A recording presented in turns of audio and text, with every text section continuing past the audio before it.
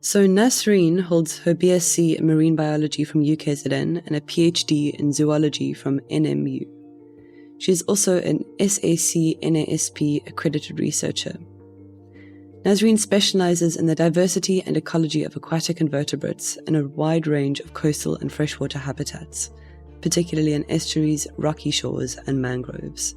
She is an internationally recognized scientist for her excellent published works in invertebrate taxonomy, individual and ecosystem food level web dynamics, and biodiversity assessments. Nasreen's interest in science communication and knowledge exchange is growing as she tries to incorporate citizens, Indigenous communities, and other researchers into each of her research projects. She believes that each person has something unique to offer about their environment and encourages every person to learn and research beyond just what is expected. Dr. Nelson Miranda is a SAC-NASP professional natural scientist and NRF-related established researcher. He holds his BSc Honours in Marine Biology and a PhD in Biology from UKZN. His expertise lies in the ecology of alien invasive invertebrates, ecophysiology, and malacology, having published numerous articles and book chapters in ISI and DHET accredited scientific journals, earning him international recognition for these subjects.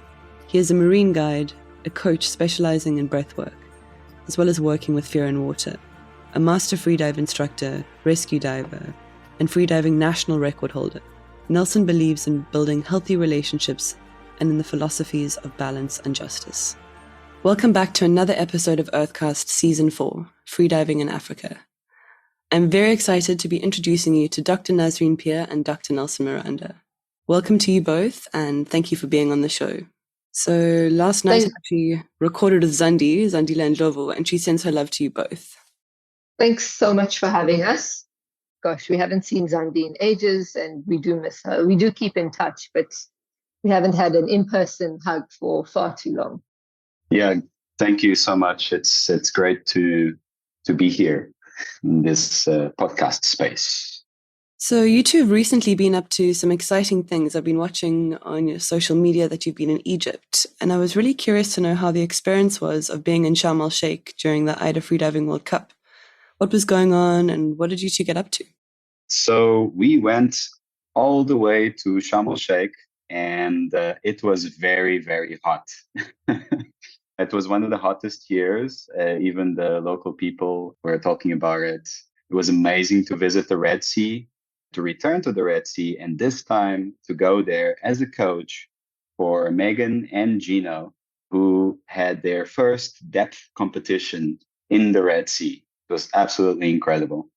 Yeah, I think my role in that was more as support. You know, this whole thing kind of started when Nelson and I went over in 2022 and he competed, and we realized that, you know, there were a lot of daunting things.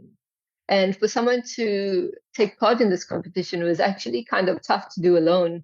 You know, you could feel quite isolated, intimidated by the 50 meter, 100 meter plus divers. So really what I think we wanted to do is just to make it easier for people and to facilitate that competition, take away the extra things like, the unknowns, and just provide support. Yeah, it was very important that we all enjoyed the experience and we really focused on having a great time in doing our dives. In the competition, you only get one dive a day. So we really need to make that dive count, but in an enjoyable way. I think that's such an important aspect that you touch on is the community around the freediving and the support in the competitive industry. So well done for going over, and Nelson, well done for coaching as well. What an honor. Absolutely. And I must say that without the support of all of our customers, all of the people in our communities that contributed in many different ways to myself, to our business, but also to Megan, to Gino. I mean, we are so grateful. And this was a great success for us because it shows that through the power of community, we can actually do this. So you two both have incredibly diverse backgrounds in what got you to where you are today. And I'm curious to know what prompted you to start Argonaut Science and what is your main goal with this? What would you like to achieve? Gosh, I think actually, like culturally, we have very diverse backgrounds. But when I think about in terms of work, we have similar backgrounds in many ways. But it all started, I'd say, when, we were we had been living in Mozambique for a while. And ah, I'm just going to say it. And, we encountered many sort of these foreign save the whale sort of NGOs, many of whom are, I don't know, they come in with preconceived ideas, often not African in spirit and African in goal. And it was very, very difficult to exist in that space as Africans. And so for us, it became an issue of ethics. It was science, conservation, community engagement, but how do we do this ethically? So I think Argonaut Science was developed as a space for us to do things differently, a way for us to work and to have some power to be independent, but to try and do it all, with a sense of ethics and constantly learning. I mean, we don't get it right. And so you'll know that the thing that underpins everything we do is our slogan, which is that science and exploration belong to everyone. So while it was sort of started as this umbrella company for the many things we were doing, the science, the tech and innovation, the consulting, the nature tours, science education, even the free diving at the time, this slogan and this philosophy really underpins everything that we do. I did want to add one thing to the previous question, which I think is important. It's that we want to go back and we want to do it again. And we want to do this trip to Egypt and maybe even to other places with people. And we've shown that it is possible to do it in community. And we want that work to carry on. And the last thing I wanted to say is that maybe as we work on access, maybe the next South African champion, who knows, may come from a space where there is limited access to the ocean. It will be really wonderful to see that. I think that's such a powerful slogan that you have, that science and exploration is for everyone.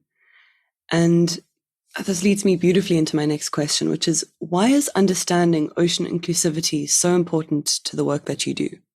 So we work in the ocean space, or every project and every bit of work that we do has some connection to the ocean. And actually, inclusivity, connections amongst people and the environment is fundamental to everything that we do in all of our projects. I think that's true. It's like, if you think about the focus of our work, it's things like science, conservation, exploring new habitats. And as Nelson says, like inclusivity is really important in all of those. I think for me, it's also a little bit different. I think about these terms a lot in the work that I do, whether it's with the business or with my position at the university. And, we can think about inclusivity. Challenging that all the time is justice, right? So, for example, we talk about inclusivity in the ocean space. It would be something like, are we hearing everyone's ideas and perceptions?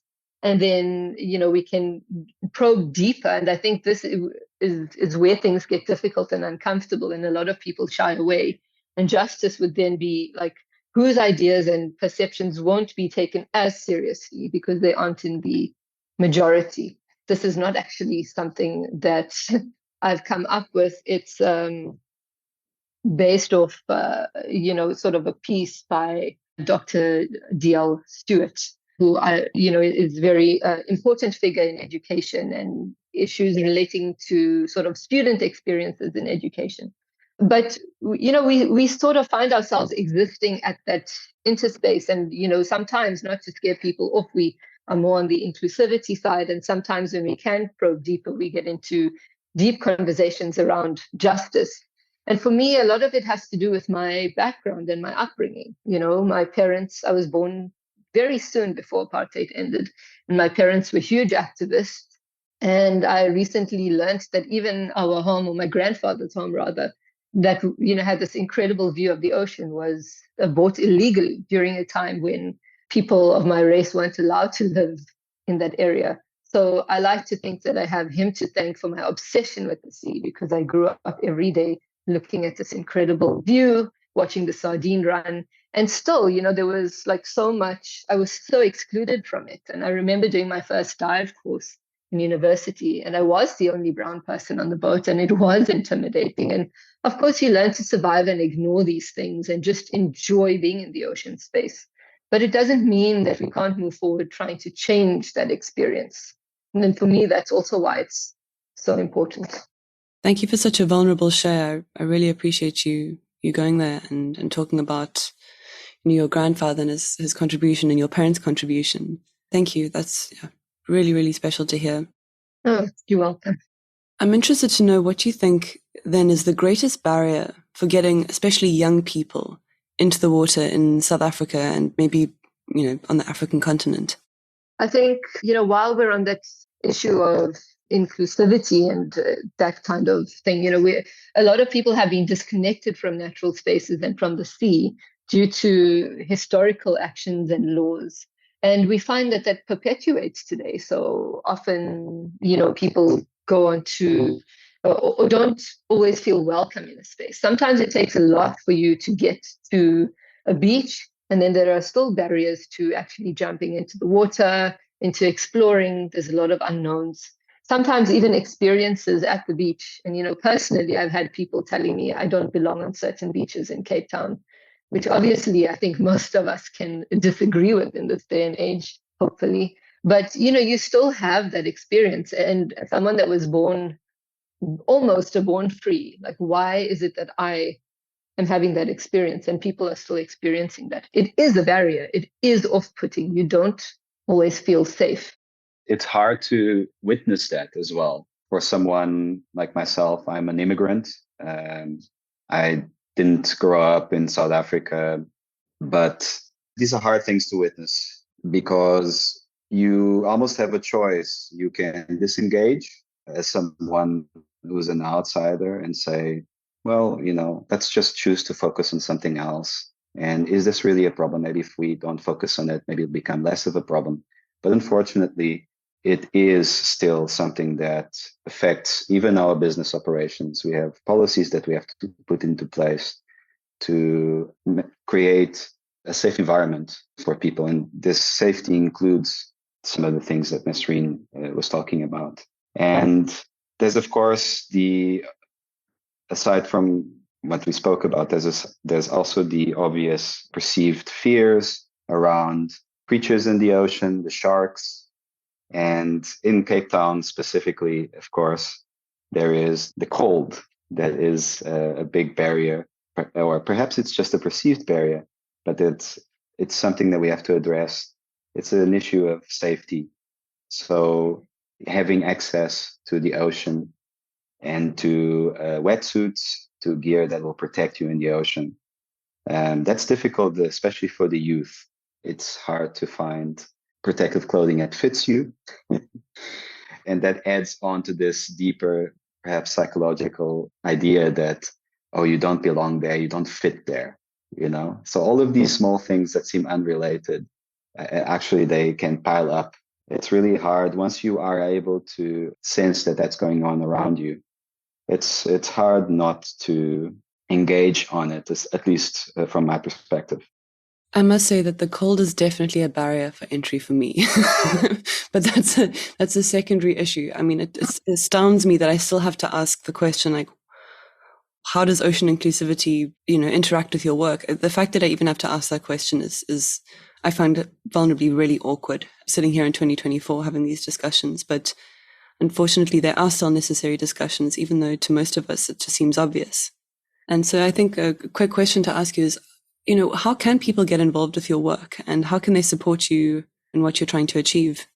I just want to, also point out that this is in itself is support. You and Adrian reaching out and wanting to have a chat and, asking these questions, because we often feel that, these questions and discussions don't necessarily or don't belong in certain spaces. But, we should all be talking about this. And we all do assume that everyone wants things to look different in 2024. But, we shouldn't. Yeah, so I actually value the support of just inviting us to be on your podcast.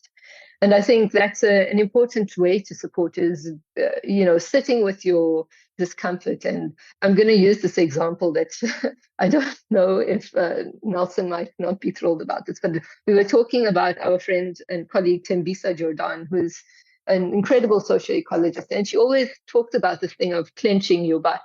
And, it's just a way of saying that you're uncomfortable, you're doing something uncomfortable.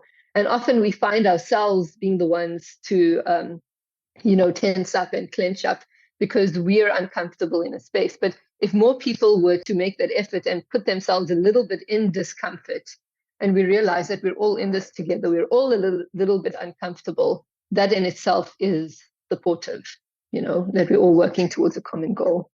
Yeah, to actually sit and lean into that discomfort and to understand it, I think is really important. Exactly, yeah, for sure.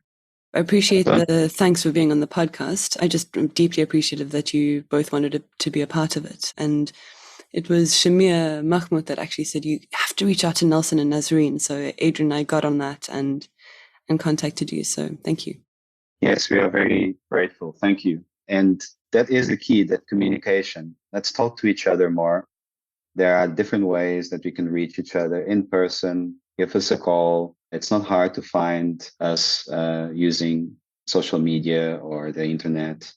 And most importantly, and for us, that sort of human connection, speaking to each other and actually reaching out, it's really important to us that we are accessible, that we are just people first. I think if I could just add to that would be also following on from what Nelson said is in collaborations. We've had such cool things come out of collaborations. And you mentioned Shamir. We collaborate quite a bit with Shamir on several things. And, there's quite a few organizations we could mention and, such powerful outcomes from these collaborations, and that continues to then have a ripple effect. So that's very cool to be part of. We're always keen to collaborate. Again, bringing up that theme of community. Yeah, absolutely. So given that you guys have just come back from Egypt and Sharm, I would like to know, how would you like to see recreational and competitive freediving grow in South Africa? Or, as an extension, maybe on the African continent as well? Well, the quick answer to that is together. Let's build it together between recreational and competitive approaches. Freediving is not just a sport, it's much bigger than that. And definitely within South Africa, but also together with partners and people throughout the African continent, and even then beyond.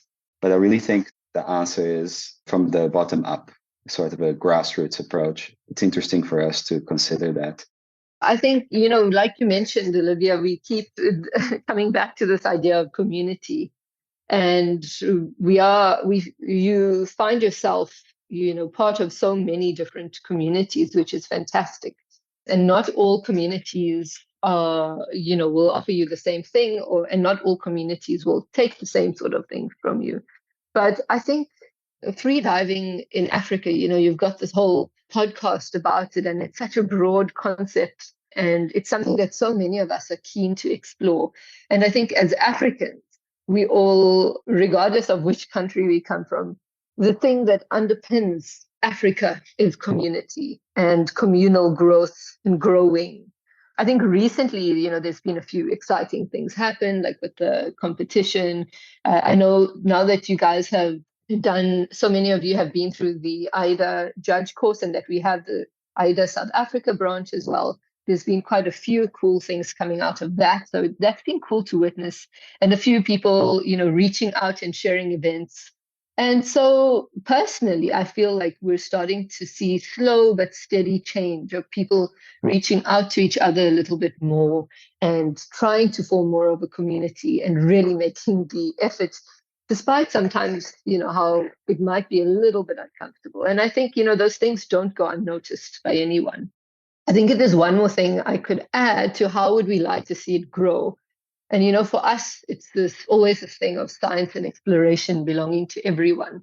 We've seen and we've been part of a few community days. So I think Tracy Kwai, who has the Fisher Child Project, often takes kids and even parents from her community down for a beach day and a snorkel day, and then her older, more experienced guides will take the kids into the water. Shamir often has these massive open days where anyone who's experienced can help out the new people who are just keen to try diving. So, we all have resources. We've all got a spare mask and snorkel. Like, masks and snorkels are are tools just to connect us with each other as well. How often has a kid come to the beach and said, "Can I borrow your mask?" And how often have you said yes?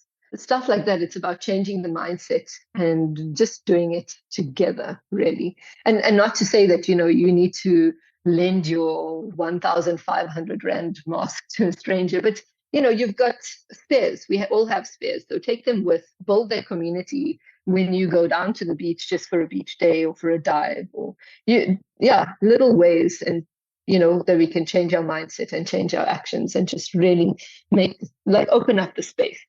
Adding to that, it's also important to support the local groups like people. There are local NGOs. We mentioned some. There's also local businesses like the Koi Scouts and Sea Dogs.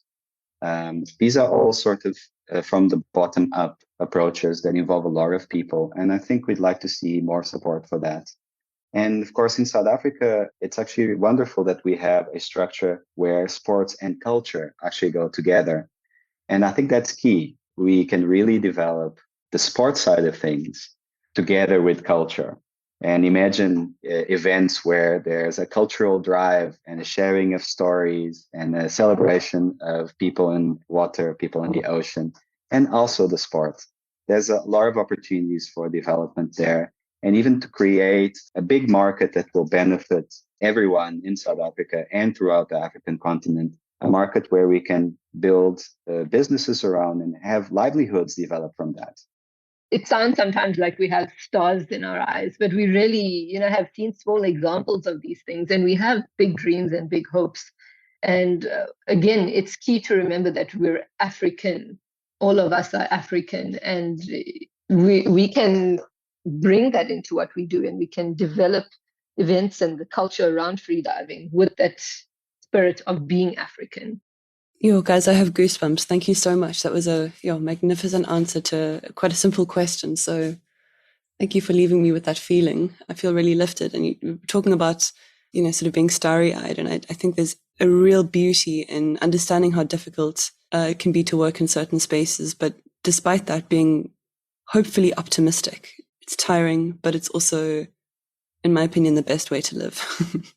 Yeah, for sure. I think also just, this is the thing, is that feeling of goosebumps, that feeling of being hopeful, that's something that we want to, perpetuate. And that, you feel that and you're inspired to do something, and then that has an impact and that inspires you more. It's a really beautiful cycle. And not to say it's easy or that we all get it right, but together we make mistakes. Together we try our best, and we can actually change the way that things are done. And on that note, what is next for you two? What is next for Argonaut Science? Are there more collaborations on the horizon that we can look forward to? Anything that you can tell me about, tell the audience about? We have a lot of current projects on the go, and true to our name and to our background, we kind of look at everything as an experiment, isn't it? And we learn from our mistakes, and we come back and we try to integrate and improve and include more people. Some of the projects that we're busy with are projects that have to do with science consulting. There's innovations, there's South African inventions that we are involved with for the fisheries sector. So our science consulting project is very exciting at the moment. And there's also a project in research that has a tie with the freediving sort of development. And this research is actually addressing the origins of freediving, the ancient origins of freediving, which, if you like to guess, they are African. So we are collaborating with archaeologists. We're looking at our heritage. In South Africa, we have examples, and we are trying to weave that back into the story of unity and community, and backing that up with science. If it hasn't been apparent, one of the reasons we chose an Argonaut or an octopod to sort of represent the company is because it has several arms. So that kind of speaks to how we are always doing many different things at once. And I think even within one concept, there are many different things happening. So there's actually some research around the freediving. And I know that we're trying a lot more to build cooperatives with some of the smaller companies. So if you think about even things like gear rental, for us can be challenging. We have a tiny garage where our gear shares a space with our car. It's not easy to build up a collection of gear. So having cooperatives allows us all to sort of operate and to share gear and to share business as well a little bit and to do a good job. I think we're definitely keen to continue the coaching and the guiding. And, aside from just the Argonaut stuff, if that's okay, if I just talk about my other research stuff, we've got this incredible project looking at diversity in the kelp forest. So that ties in then very closely my research expertise with that project was born out of diving, and a friend, Barry Lewis, obsessing over the holdfast. And that was when I started really looking closer. And that's how my project began. So, it's all interconnected. And it's such a cool project. We're finding such incredible species and animals and high levels of biodiversity. Yeah, so lots of things planned. It's a very difficult question, actually, for us to answer because we struggle to focus, as you probably can tell by now. I'm so glad you mentioned Barry Lewis as well as Tracy Quire earlier. What magnificent people. I had the privilege of going on one of Tracy's tours. I think it was back in 2021 when we went through the Fisherman's Flats, and it was just such, I overuse the word privilege, but it really was a deep privilege to be able to go on one of her tours and to listen to her talk about Cork Bay and the history of the area. I think that definitely Tracy has done such a great job with her tours, or anti-tours as she calls them. And I think that, we all know Kalk Bay, we know that strip, we know Kalkies, we know certain parts of Kalk Bay, but how much of its history and of its people do we really, really know? And I think that this is exactly what I meant by putting ourselves in uncomfortable situations to understand each other a bit more and to relate to each other. It might not be the kind of tour where you're watching whales or where, you're completely comfortable all the time and it brings up difficult discussions. But it's so important if we are to continue together and to move forward together. And with Barry as well, he's such a character, but the work that he does, and I'm not sure if you're completely familiar with what he does, but yeah, he's a cool person to chat to. And, he's got some very interesting work around building homes in the city as well. So before I get to the last question, and I'm really disappointed this discussion is coming to an end because I'm loving chatting to you too. But just a huge thank you for your support for Earthcast and for sharing your story so bravely and so boldly. And I'm really excited to see where Argonaut Science goes into the future. And I'm definitely going to be popping a message later to ask how I can get involved because damn, it sounds exciting. So yeah, for the last question, given your combined expertise, what did I miss? What question should I have asked you? I think an important question is, given that Argonaut Science is a business, how do we make this business sustainable? Because we are, involving a wide range of people, and the majority of those people may not even be able to afford some of the services that we're providing. If you go onto our website and you see some of the pricing, it seems to be unaffordable. And how do we balance that in our activities? Do we have strategies to make this work so that we are able to grow the business sustainably and so that it's fair for everybody that can take part? I think that's a tough question. It's something that we are continuously working on, trying to figure out.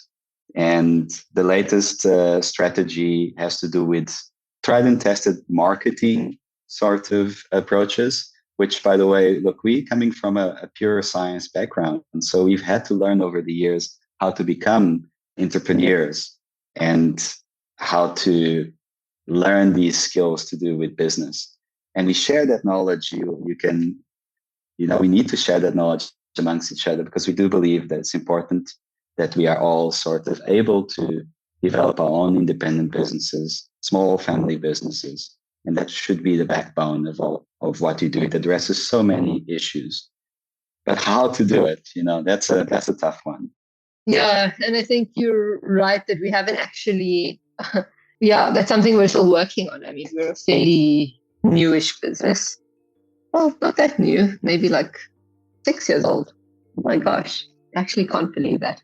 Yeah, so it's something that we're still working on. And it is a very good question, and one that we keep discussing all the time, is, well, we really want to do this thing, but, we're not an NGO. We are a business. We do still have to support ourselves. So how do we tie in these goals together? And I mean, this again is another conversation that we always love to have. So if anyone has any ideas or thoughts or more questions, please, let's chat. Thank you so much for having us as well, Olivia. It was very cool to chat a bit. And hopefully we get to chat more in person as well sometime. I'll catch you guys on the beach. Perfect. Perfect. Yeah. Thank you so much. Thank you for joining us for another episode of Season 4, Freediving in Africa on Earthcast.